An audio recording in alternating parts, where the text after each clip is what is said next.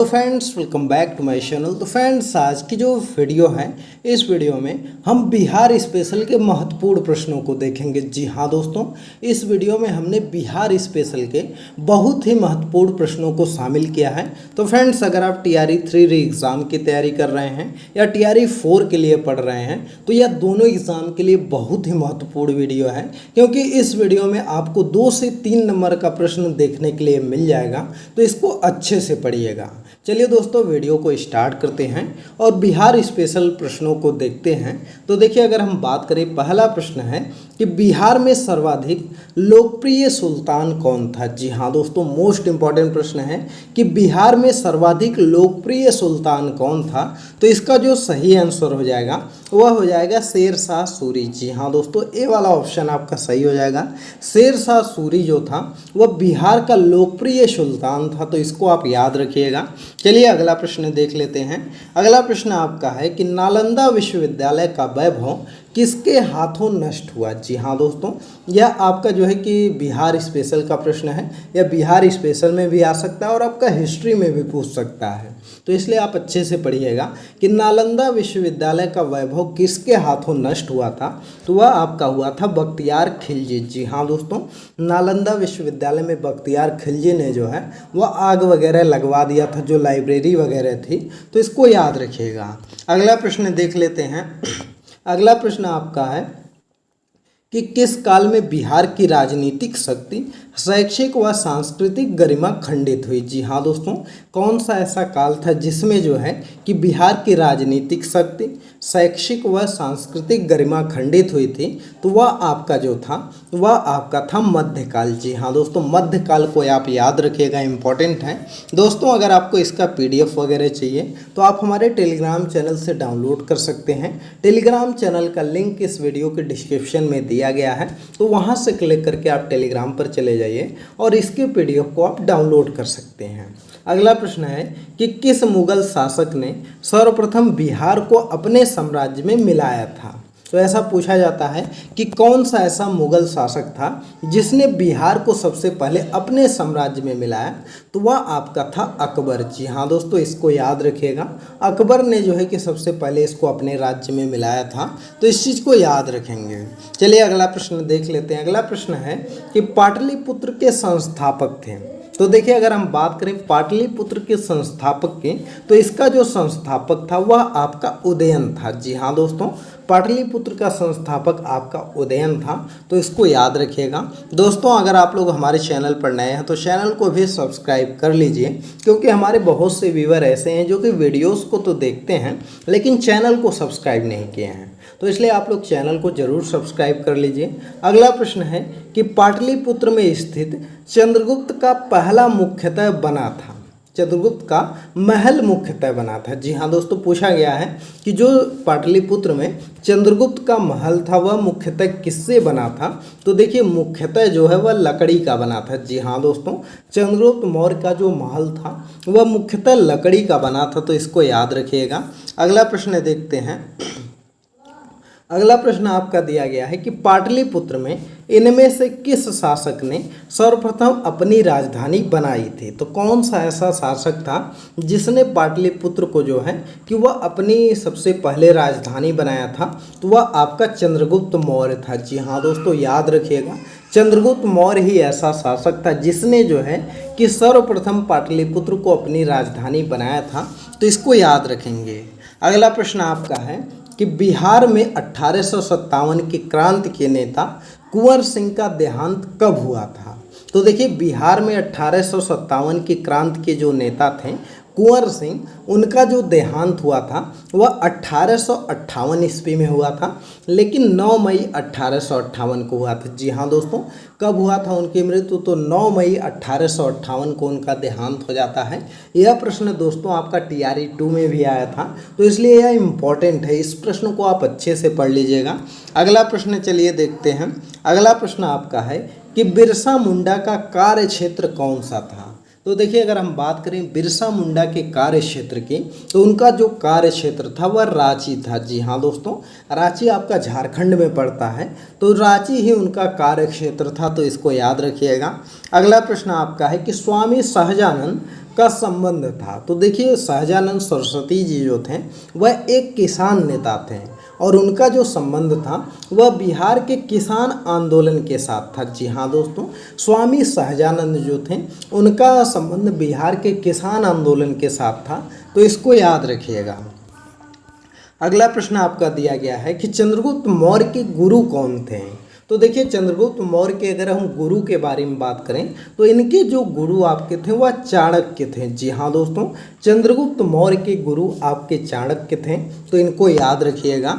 चलिए अगला प्रश्न आपका देख लेते हैं। अगला प्रश्न है कि इनमें से कौन बिहार में किसान आंदोलन के साथ जुड़े थे। जी हाँ दोस्तों, पूछा जाता है कि इनमें से कौन बिहार में किसान आंदोलन के साथ जुड़े थे। तो देखिए इनमें से अगर हम बात करें तो आपका राजेंद्र प्रसाद हो जाएंगे। जी हाँ दोस्तों, राजेंद्र प्रसाद जो थे यह भी किसान आंदोलन के साथ जुड़े थे बिहार में, तो इनको याद रखिएगा। चलिए अगला प्रश्न देख लेते हैं। अगला प्रश्न आपका दिया गया है कि कांग्रेस सोशलिस्ट पार्टी की पहली बैठक हुई थी। तो देखिए अगर हम बात करें कांग्रेस सोशलिस्ट पार्टी की जो पहली बैठक आपकी हुई थी यह आपका कहाँ पर हुई थी, तो यह आपका पटना में हुआ था। जी हाँ दोस्तों, पटना में कांग्रेस सोशलिस्ट पार्टी का पहली बैठक हुई थी, तो इसको याद रखिएगा। दोस्तों यह वीडियो आपको कैसी लग रही कमेंट करके बताइएगा, और वीडियो आपको पसंद आ रही है तो वीडियो को लाइक करिए, ज़्यादा से ज़्यादा शेयर करिए, और दोस्तों जो लोग चैनल पर नए हैं चैनल को ज़रूर सब्सक्राइब करिए। अगला प्रश्न आपका है कि श्री नरसिंह नारायण क्या थे। जी हाँ दोस्तों, पूछा गया है कि श्री नरसिंह नारायण क्या थे। तो यहाँ पर श्री कृष्ण सिंह है, तो अगर हम बात करें तो वह एक आपके समाजवादी थे। जी हाँ दोस्तों, क्या थे, तो आपके समाजवादी थे, तो इनको याद रखिएगा।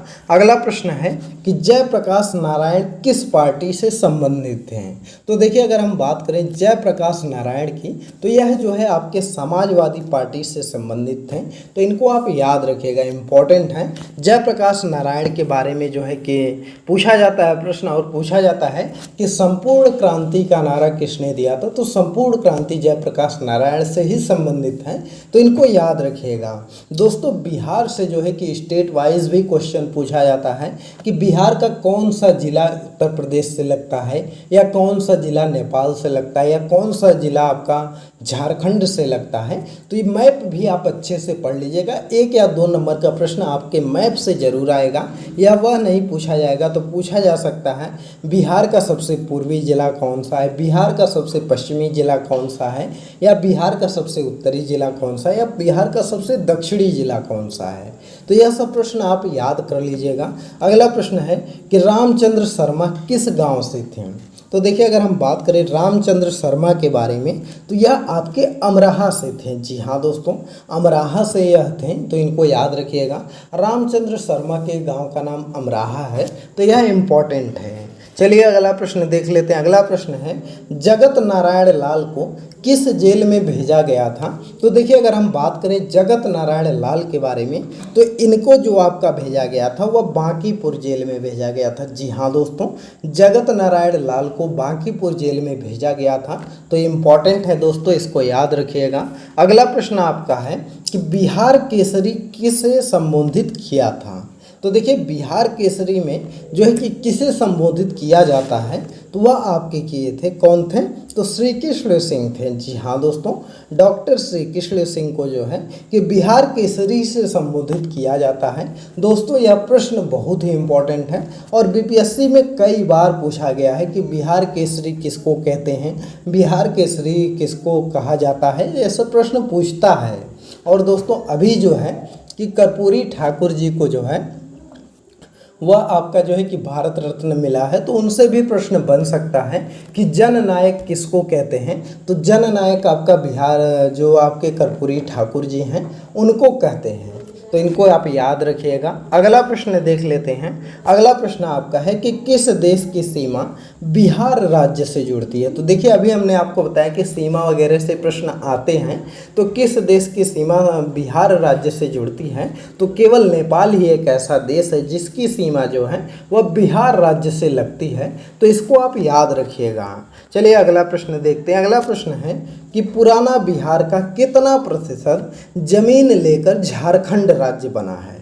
तो देखिए अगर हम बात करें पुराने बिहार का कितना प्रतिशत जमीन जो है कि लेकर के झारखंड राज्य को बनाया गया है, तो वह बनाया गया है 45.85%। जी हाँ दोस्तों, झारखंड आपका बिहार के 45.85% भाग लेकर के बनाया गया है, तो इसको याद रखिएगा।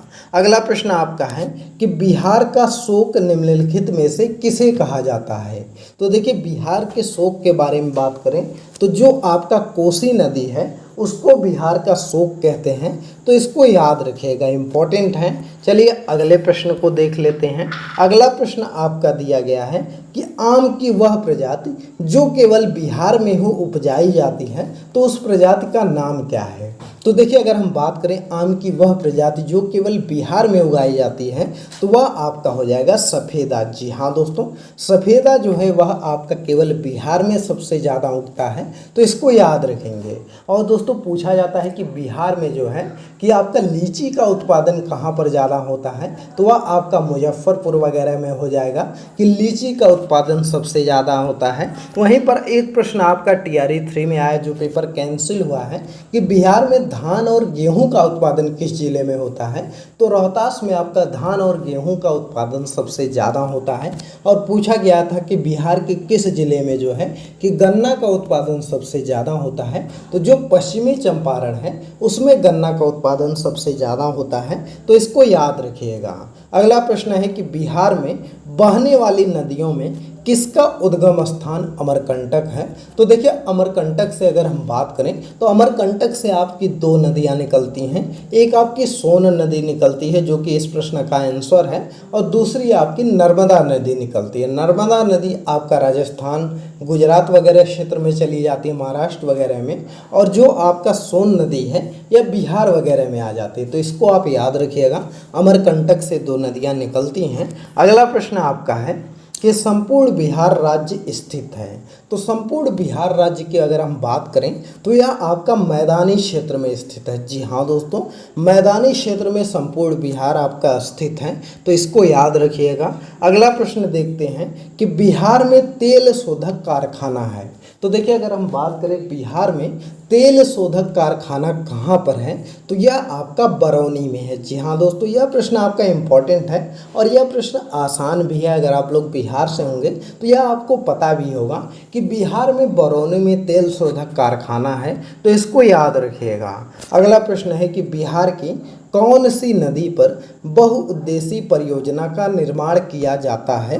तो देखिए इस समय जो है कि बहुउद्देशीय परियोजना का जो निर्माण किया जा रहा है वह आपका कोसी नदी पर किया जा रहा है। जी हाँ दोस्तों, कोसी नदी पर जो है कि बहुउद्देशीय परियोजना का निर्माण किया जा रहा है, तो इसको याद रखिएगा। अगला प्रश्न आपका है कि किस फसल के उत्पादन में बिहार देश में अग्रणी है। तो देखिए अगर हम बात करें बिहार जो है कि देश में अग्रणी जो है वह मखाना के उत्पादन में है। जी हाँ दोस्तों, याद रखिएगा, मखाना के उत्पादन में सबसे ज़्यादा उत्पादन जो है वह बिहार राज्य में होता है, तो इसको याद रखेंगे, इम्पॉर्टेंट है।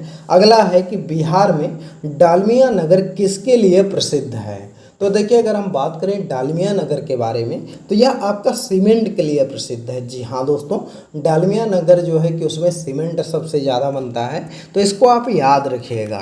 अगला प्रश्न आपका है कि बिहार में कोयले का अनुमानित भंडार है। तो देखिए अगर हम बात करें बिहार में जो कोयले का अनुमानित भंडार है वह आपका लगभग 16 करोड़ टन है। जी हाँ दोस्तों, कितना, तो 16 करोड़ टन बिहार में अनुमानित भंडार है कोयले का, तो इसको याद रखेंगे। चलिए अगले प्रश्न को देख लिया जाए। अगला प्रश्न दोस्तों आपका है कि पूर्वी मध्य रेलवे क्षेत्र का मुख्यालय कहाँ स्थित है। तो देखिए पूर्वी मध्य रेलवे क्षेत्र का जो मुख्यालय आपका स्थित है यह आपका हाजीपुर में स्थित है। जी हाँ दोस्तों, कहाँ पर स्थित है, तो हाजीपुर में जो है कि पूर्वी मध्य रेलवे का आपका मुख्यालय स्थित है, तो इसको याद रखिएगा। अगला प्रश्न है कि बिहार में केला उत्पादन का प्रसिद्ध क्षेत्र है।